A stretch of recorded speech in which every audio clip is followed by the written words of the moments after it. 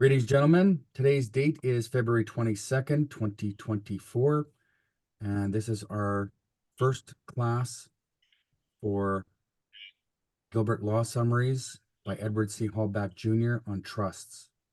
And I feel I'd be remiss if I didn't give a little shout out to Edward C. Hallback Jr. God rest his soul. He passed away in 2017, I believe. But Professor Edward C. Hallback Jr. died January 1st, 2017 in Berkeley, California. He was born November 8th, 1931 in Clinton, Iowa, the son of Edward C. and Luella Hallback. He was a graduate of Clinton High School and the University of Iowa, where he received his law degree. Edward was married to Janet Bridges in 1953. He served in the U.S. Air Force from 1954 to 1956, and he began his teaching career at the University of California Law School at Berkeley, where he became the youngest law school dean in America at age 34. Throughout his life, he continued to teach, lecture, write, and serve on legal and professional communities, boards, and associations. He was well known for his public speaking ability and impressive sense of humor. Early Indian rights work led to the development of what is now known as the Native American Rights Foundation. He authored numerous books and law textbooks. His large number of professional activities have earned him a legal recognition and awards throughout the country. Yet his primary interest in life was his family and friends. Ed is survived by his wife of 63 years, Janet Hallback. He had 5 children, Kristen and her partner Evan Field of Windsor, California, Edward C. and his wife Connie Hallback III of Winters, California, Kathleen and Al Timpson of Pleasant Hill, Thomas and Claudia Hallback of Berkeley, and Elaine and Joel Bryant of Denver, Colorado. He had 13 grandchildren and 8 great-grandchildren. He's also survived by his brother David Hallback of North Little Rock, Arkansas, and his sister Connie, and Richard Kissick of Clinton. He was preceded in death by his brother, Joseph Hallback. Although his work was primarily legal, his textbook, we are about to explore and deep dive into the foundation for creating trusts. There is definite distinction between legal trusts and trusts in equity. The foundation is primarily the same for the most part, but his work will show us what a legal trust looks like and some of the difference between legal trusts and trusts in equity. As I always say, know thine enemy, and Professor Edward will help us do just that. So with that being said, I just wanted to touch base on when we're doing our definitions, gentlemen, if we could put hashtag definitions and then hashtag the word for when we do the short little video. Not only does it make it easy to find later on for other people, it's great when we are publishing it. I will publish all relevant words from chapter 1, hopefully by the end of the day tomorrow, and then we can just systematically work through them even as we're going through the classes. We can systematically work on a video or 2 or 3 or 5 or however many between here and the end of chapter 1. Feel free to present the words definition in video format with appropriate hashtags for easy recall and publishing publicly.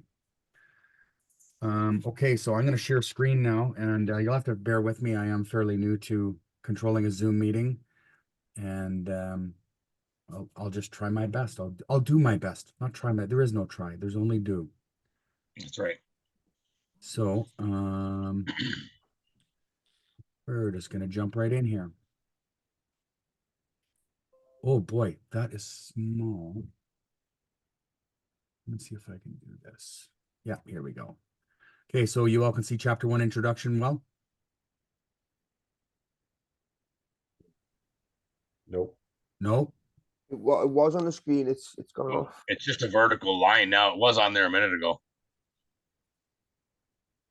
Is it back? There you go. Oh, Yeah. okay, so I can't change that. I've got 2 monitors going, and when I switch it from one monitor to the other, it disappears. So you can see chapter 1 introduction? Yep. That's yeah, looks good. Okay, so we have the key exam issues, definition of fundamental terms, classifications of trust, and trust distinguished from similar relationships. I believe there is a total of 15 pages in chapter 1, so hopefully it doesn't take us that long to get through to digest. However, there is a lot of words in here that we're going to need a good comprehension of moving forward through the other chapters. And now Charlie is having a snooze here, so hopefully you can't hear him snoring, but he just decided to have a real good deep sleep. So would somebody else like to start reading key exam issues?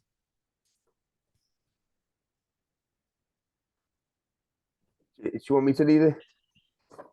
Sure, but Chef, please, Michael, please speak slowly. Okay, yeah. When the nature of a legal relationship in your exam question is not stated or self-evident, you will need to determine whether that relationship is properly classified as a trust or as something else. Remember that the other comparable relationships may resemble a trust, for example, a bailment, an agency, and must be distinguished in order to make a determination of trust. This determination of trust or no trust may itself be the answer to your exam question, or it may be only one step in determining the ultimate issues of the rights, burdens, and duties of the parties, which, dependent upon the classification of a trust or non-trust relationship, and possibly upon the type of trust.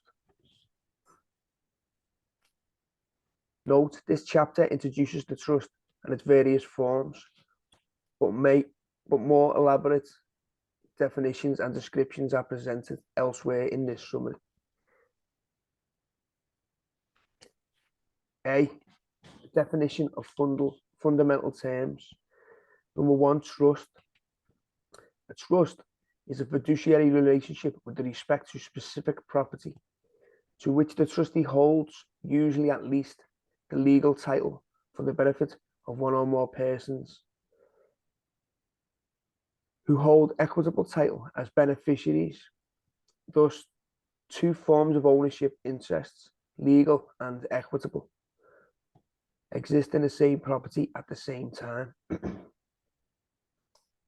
For example, a testamentary trust is created by a settler's will, leaves the residue of my estate to trustee in trust, to hold, to invest, to manage the property, and to pay the net income annually to beneficiary for as long as the beneficiary lives, and upon the beneficiary's death to distribute the principal to beneficiaries then living issue by right of representation.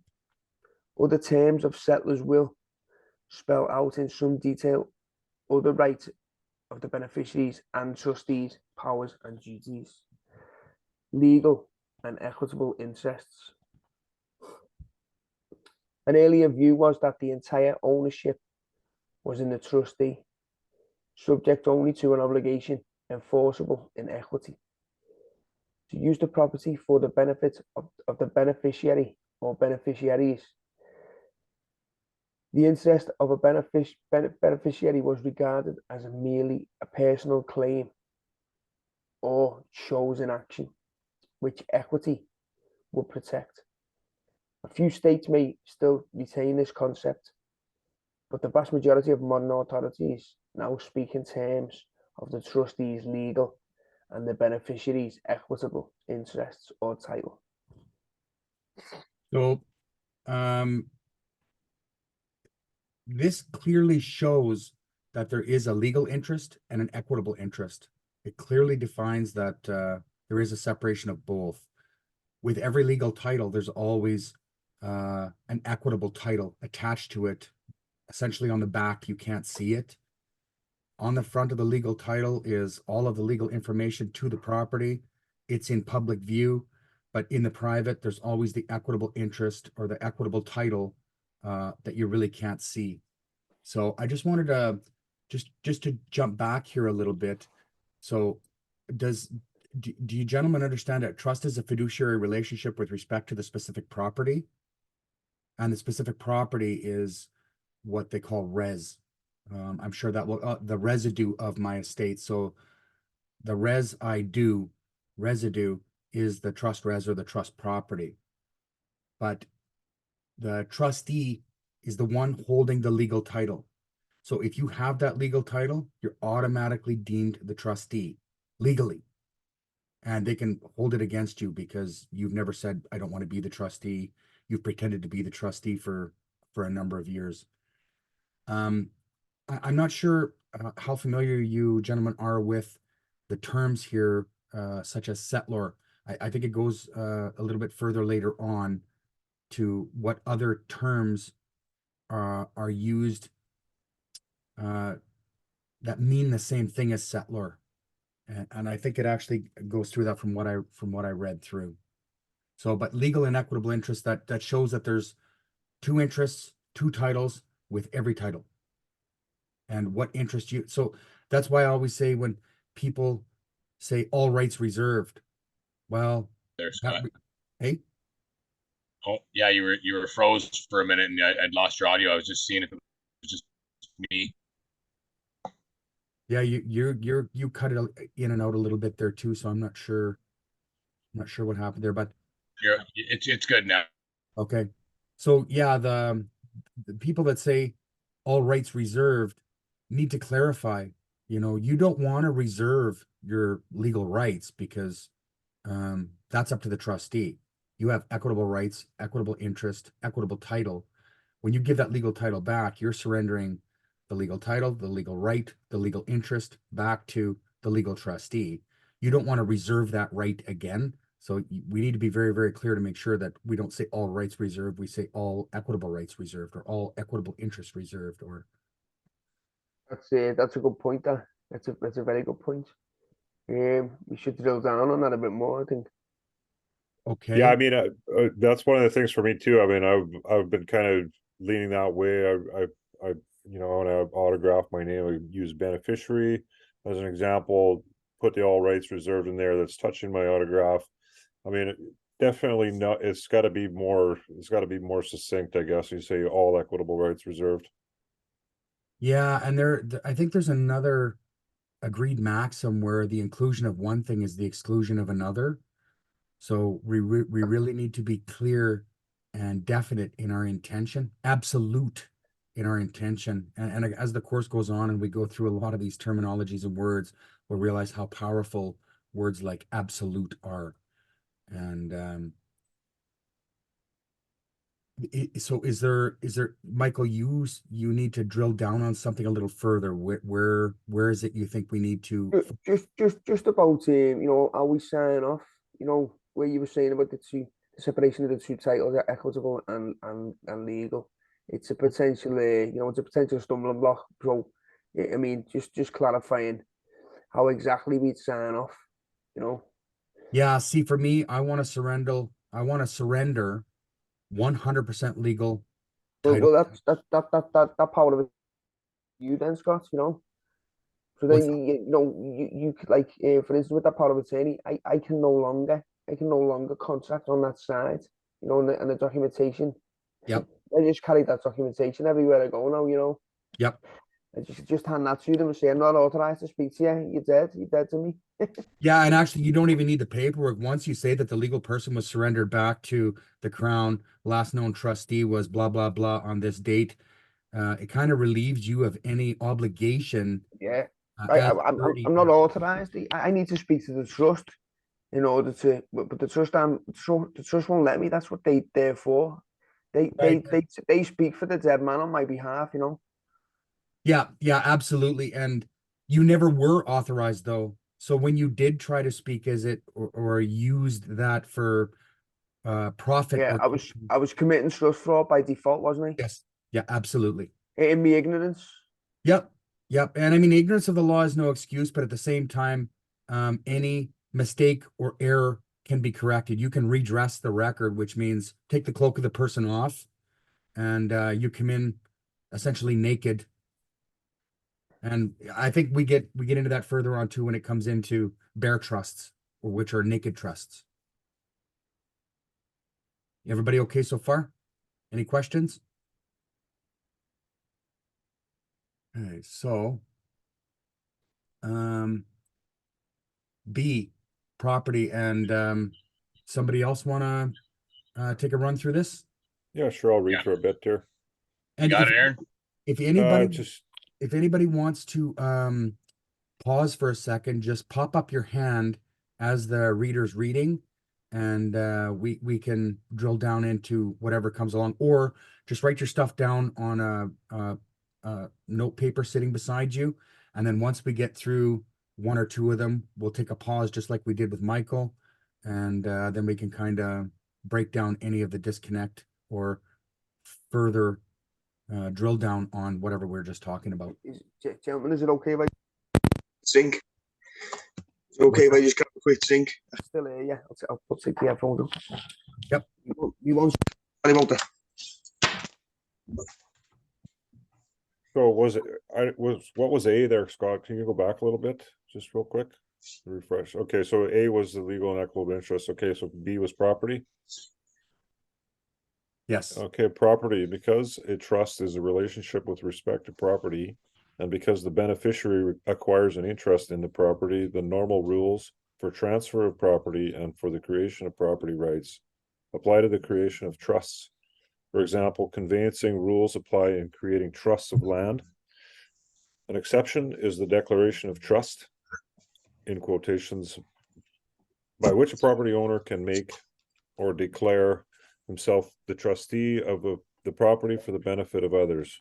Most trusts are created by will or by gift and do not require consideration to be enforceable and effective. C, separable interests. Subsection 4.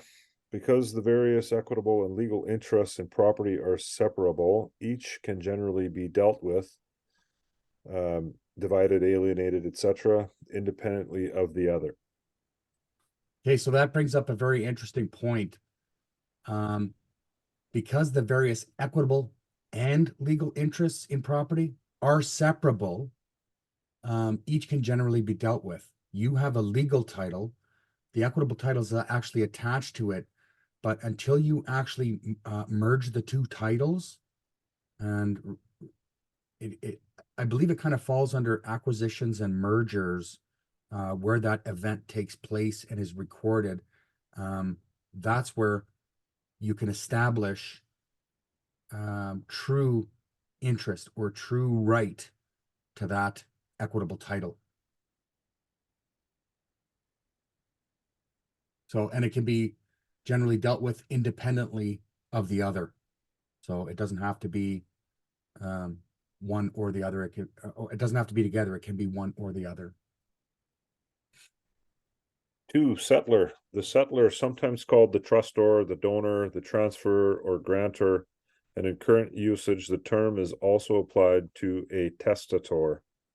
Is the person who creates the trust, for example, who intentionally causes it to come into existence by inter vivos transfer or declaration or by will. So there's a lot. 3. There's a lot to actually unpack there, inter vivos especially, because the Sesta KV trust or the inter vivos trust, anytime a man or woman creates something, you bring it into existence. So you essentially are a god in your own right, or a creator in your own right, because a fiction can't create. Like Mickey Mouse can't create something, but Walter Disney created something and brought it into existence. Do you know what I mean?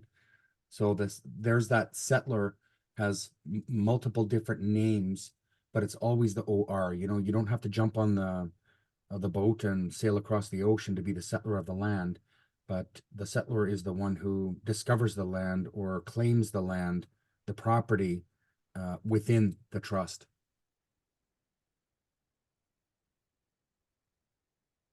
Three, trustee. The trustee is the individual or entity, often a bank or other corporation, who holds legal title to the trust property. There may be co-trustees, example, more than one trustee, and a trustee or one or co-trustees may also be a beneficiary or settler of the trust. So I have a comment on that one. Perfect. Obviously, a trustee, what I'm seeing there and reading there is the trustee and the settler are essentially the two parties that are making the pact. You know, and what I'm seeing in that, there, I was reading this the other day, is that the beneficiary doesn't appear to have any knowledge of the creation of this agreement. That's all I'm seeing there. I just thought I'd throw my 2 cents in on that. Do you have anything you want to add there, Tejpal or Michael?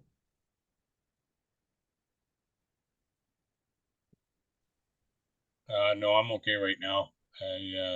Well, I the always, just one thing.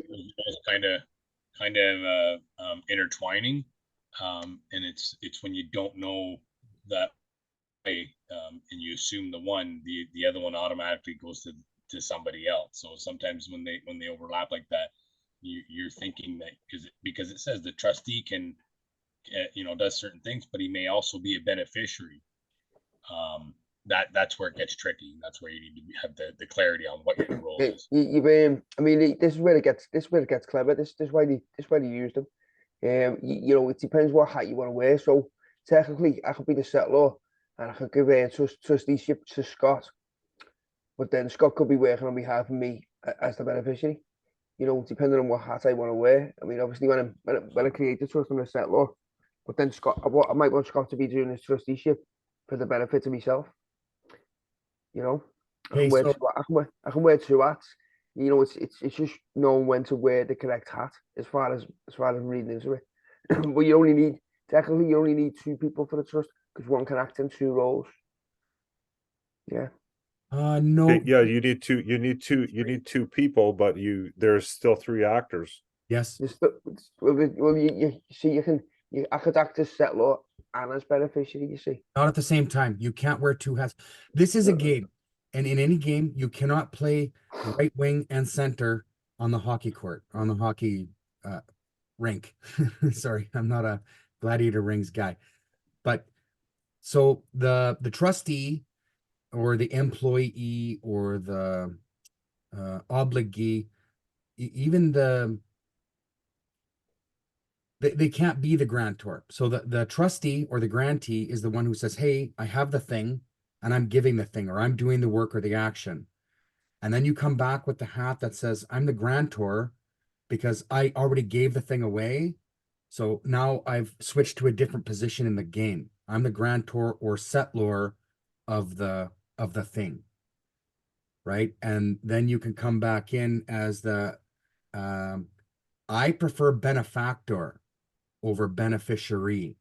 Because again, when it comes to those EE sounding endings, the suffix E, that generally means employee, obligee, mortgagee, dependee,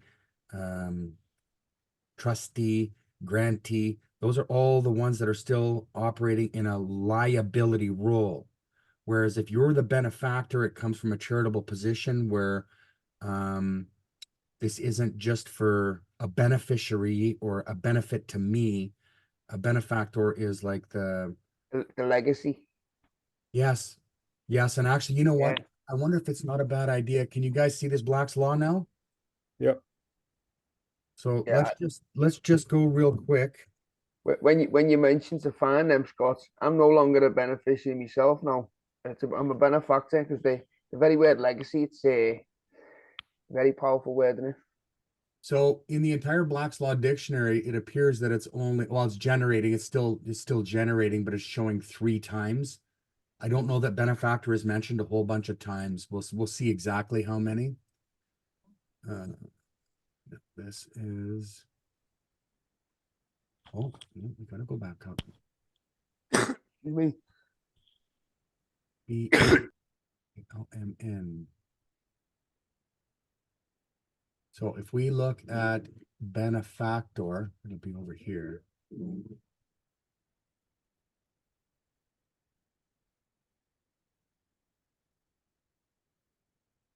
How come it's not there? What am I missing?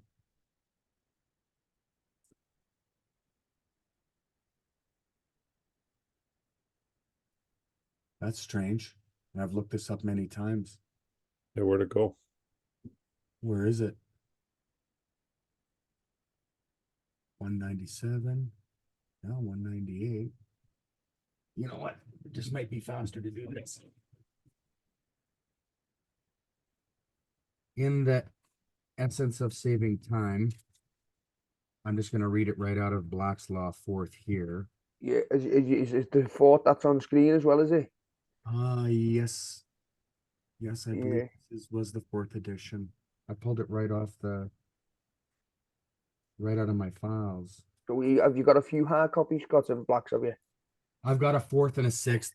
And actually from the fourth to the sixth on certain words, you can see how they started to remove certain barriers and restrictions, added more words to allow for more ambiguity or misinterpretation of the original meaning. It's interesting how they did it.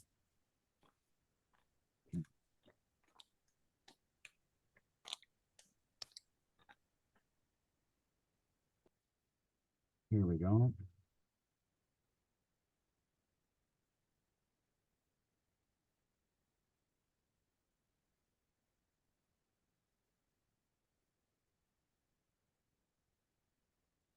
Well, I know I've looked this up before. How come I'm not finding it? It's not even in my hard copy here.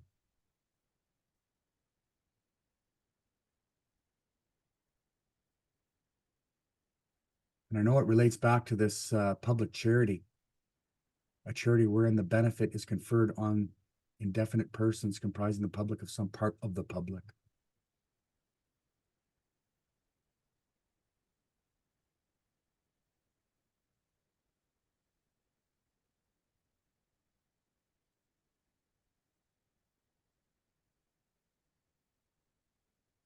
Patron in ordinary usage, one who protects, countenances, or supports some persons or things, one who habitually extends material assistance, a regular customer, a protector or benefactor.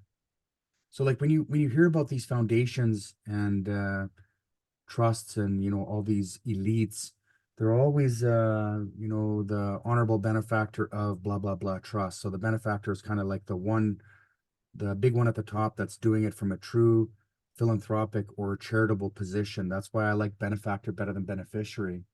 But that is really really strange.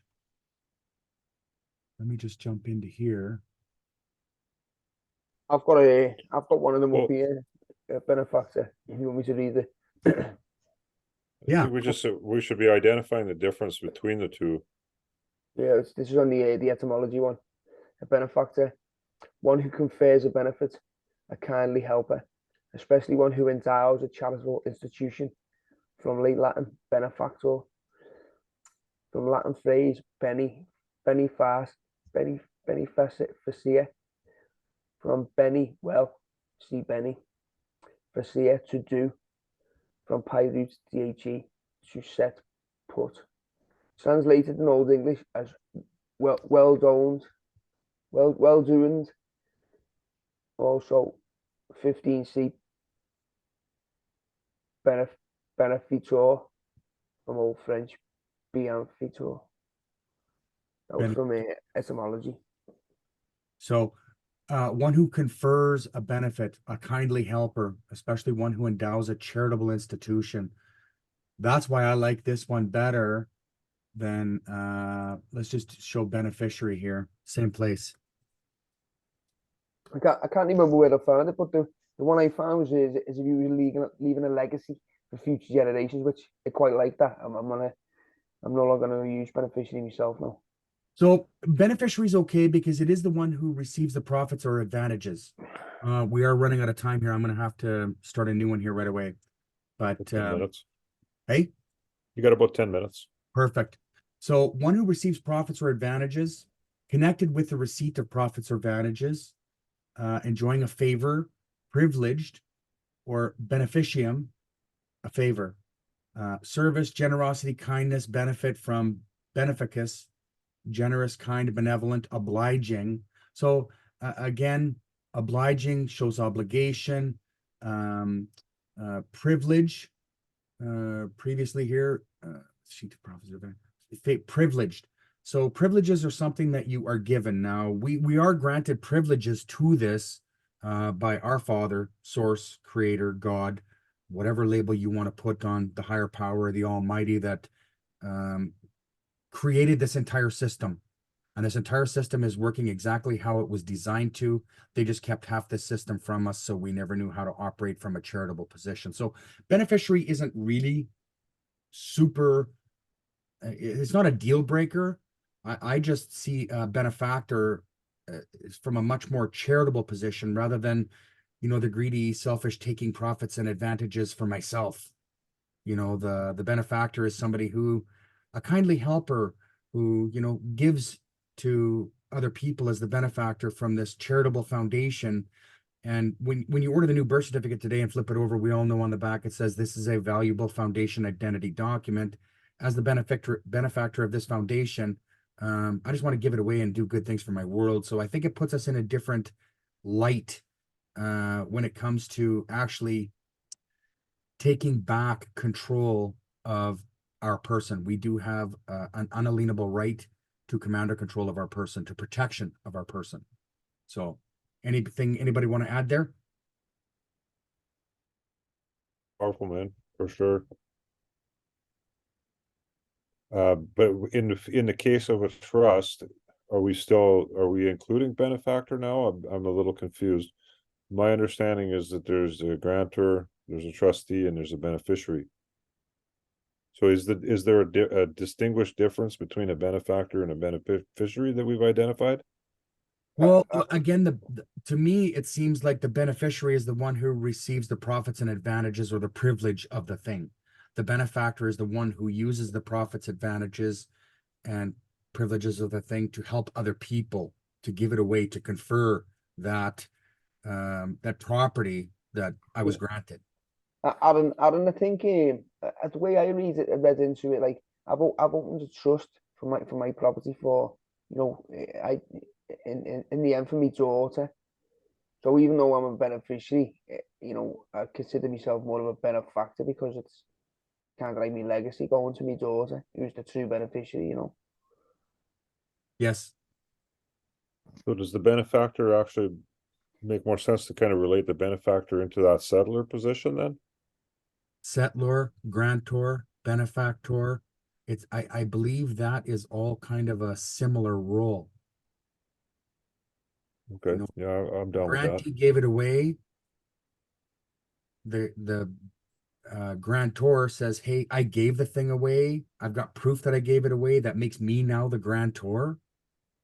And as the grantor, you're also the benefactor because you have all the equitable interest in the legal thing, and the trustee has the legal title, rights, and interest to the thing.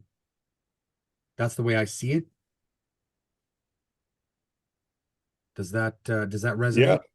Yeah, I mean, that's, I'm a little confused on it, but I that's the way I'm kind of starting to see it there, is that benefactor is a little bit, is a different position than a beneficiary, I'm thinking. That's Yes. where I'm at.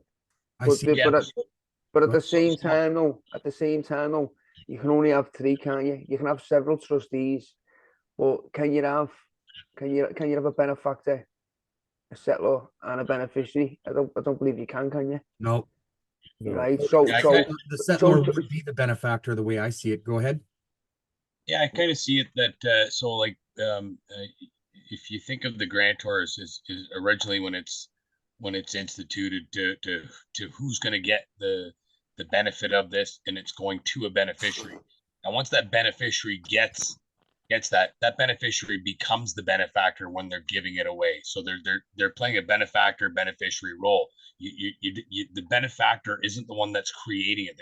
The grantor, the trustor, they're the ones that are originally creating it. So it's for a beneficiary. Once that beneficiary gets the advantage of having the gift, now you become a benefactor. I think that's Correct. the differentiation. Yep. Or That's there's the a way I see it. potential, there's the potential for being the benefactor. Right. And see the benefactor. That's correct. If you handle it in that charitable way, you become the benefactor rather than the beneficiary after the fact, though, right? So when we're saying that the benefactor or the grantor is the same thing, that's where I'm saying I don't agree with that. Yeah, the beneficiary is always trading places with the benefactor. As property moves down the lineage, the beneficiary and the benefactor are always kind of swapping in and out. Yep, they would be two different roles for sure. So as the benefactor of this valuable foundation, I can list my son or my daughter as a beneficiary of my charitable foundation. And as such, I can grant them rights and privileges for certain things out of the trust property. That's the way I see it. But I still see the fact that the grantee gives a thing away. The grantor comes back and said, hey, I gave the thing away. That makes me the grantor. And as the grantor, I'm also the benefactor from a charitable position and can grant trust property to beneficiaries based on a trust that I express. Does that resonate, Tej-Paul? Or does that still Yeah. help Yeah, me understand here? 'Cause I think it'll, I think once we get further into this, it'll become clear because, and that's the whole thing, the terminology. Yep. When I'm looking at the breakdown of what these actually are and what the rules actually are, and we're getting into the nitty gritty of outside of just, you know what I mean, trustee, administrator, executor, whatever you want to call them, and beneficiary, we're diving deeper into more the complexities of those roles and what they can be in the initial stage, in the working stage, and in the inheritance or passing stage. So yeah, I think there'll be a little bit more clarity as we go. For So I sure. don't want to get too hung up on it right now, because I think we'll confuse ourselves more than we will once we learn the differences as we go further into it. I agree, Tej-Paul. The only other thing I wanted to touch on, section 3 here is in every title, there are two interests, and it establishes it right there. There's an equitable interest and a legal interest. One you can see, one you can't. You know, it's kind of like Bob Dylan said, the commander in chief of the world you can see and the one that you can't. So equitable title isn't in writing, but it's always there based on the interest. So again, can you have an interest, pardon me, can you have a right to something you have no interest in? So which comes first? You can't say that you have an interest in my car, or you have a right to my car when you really have no interest involved in it. Now, if you put half the money down, you have some interest in my car, therefore you have a right to it. Right? Does that make sense? Yep. Yep. Okay. So, and the only other thing I want to touch base on, not right now, is conveyancing rules apply. Conveyancing is another powerful word. And I think we'll get that when it comes through in definitions, but it was kind of touched on previously. In this process, conveyancing rules apply. So we'll probably circle around to that. And like Tej-Paul says, rather than getting hung up on it right now, let's just cruise through this, because these are really just Tip of the iceberg. yeah, like these are just key definition of fundamental terms. So, and like we agreed, the definitions and knowing and comprehending what those definitions mean and how they apply, I think it's real critical to making sure that we take as much out of section 1 as chapter 1 as we possibly can. Nice. Yes, So, you're down to the last minute there, Scott. oh, okay. So you know what? Let's pause this and pop out and bring a new one in. We're gonna take a break, or Yes, 10 minutes. So Okay. we'll meet back here right at 8 o'clock. I'll have the room Perfect. open before 8 and you can jump in and we'll start recording again. okay, see Awesome. you soon. Thank you, brothers.